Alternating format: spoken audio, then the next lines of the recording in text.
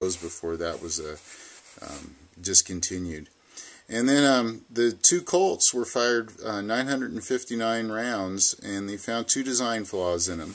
And of course, they were working with a 1905 model, and it was found that if they put a primed cartridge case in this, and not a bullet, of course, and then they had the hammer down and they gave a blow to the front of the pistol, it would make the firing pin hit the primer, strike the primer. And it was also found that if the magazine was kind of partially withdrawn, and if you pressed against the bottom of the magazine forward, drawing the top portion, it would take and cause it to fire there too. So there was another design flaw that Colt needed to take and correct if they wanted to get a military contract. Now, the Savage automatic pistol fired 913 rounds, and 250 of it was commercial ammo, and Savage had made a special barrel to chamber that. And then the Luger fired 1,000 rounds or so, and 225 of those rounds were the Frankfurt Arsenal, and about 800 rounds were his special Luger stuff. And then the Colt revolvers performed well. Smith & Wesson revolvers performed well. And they determined that the Colt and the Savage automatics did good enough that they had desirable characteristics that they deemed them to be have sufficient merit to take and do further testing. So that was pretty good for those two. I think, you know, the military knew at that point that the automatic pistol was the platform of the future. It was just so much faster than a revolver for a rate of fire. And they just had to work the bugs out with this larger .45 cartridge. Now, the Savage had some desirable characteristics. It was a very simple design, low number of parts, lacked screws, flat springs. It held 8 cartridges also, and the center of gravity was pretty good. And the expulsion of magazine, that was another thing that was noted. It could be done with the pistol hand. It's not like with this where you have to use your other hand to take and remove the magazine. Now, the Colt was noted for its flatness, compactness. It was neat, short in length, and pretty easy to retract the slide. It's still 2 hands. They didn't want to see that, but I think that's a primary issue with the automatics to get that first round chambered. Now, the Savage, they also wanted 2 wood grips. It had metal grips. Let's see, they wanted a better safety. The front side had some issues on it. They wanted it moved back a little bit and secured a little bit better.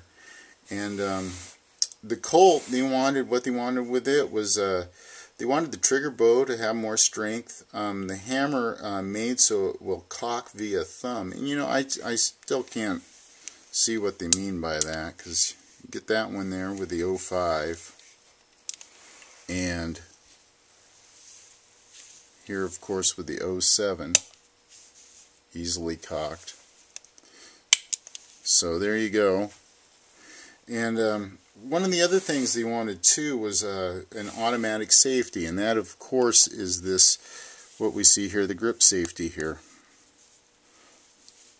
So there we got the first grip safety in this larger frame. Of course, you can see the grip safety on the Model M and the Model N.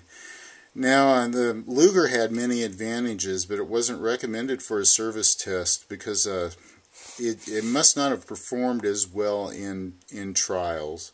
And the seating of the cartridge was noted wasn't with a positive spring action. And then the biggest thing, I think, was probably the fact that the powder for the cartridges that Luger used wasn't available in the United States.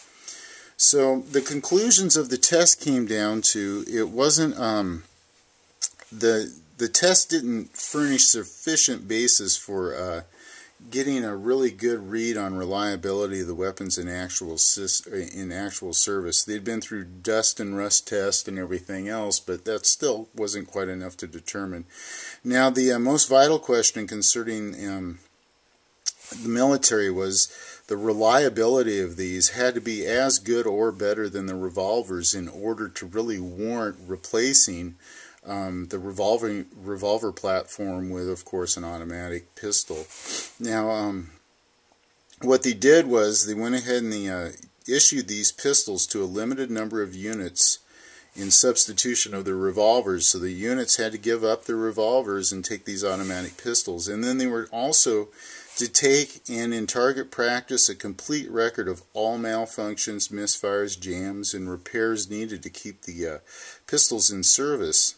And a lot of these went to the Philippines. This one here happened to be a serial number that shows that it went to the Philippines.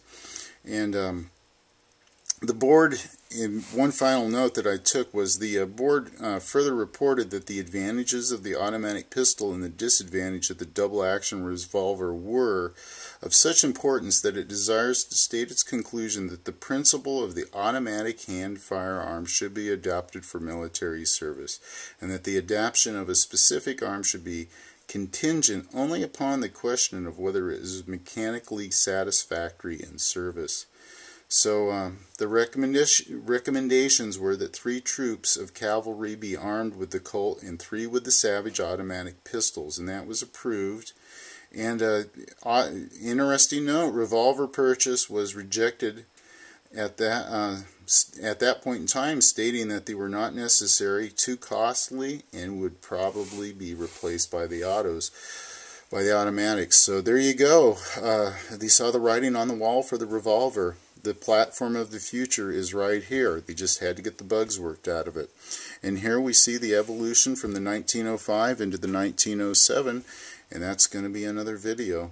So I hope you enjoyed this little history on the 1907 military trials and how they determined what changes they needed for this and where they were going to go for their future platform. Alright, hey, thanks for tuning in. Hope you enjoyed the video, and thanks for watching. We'll see you around.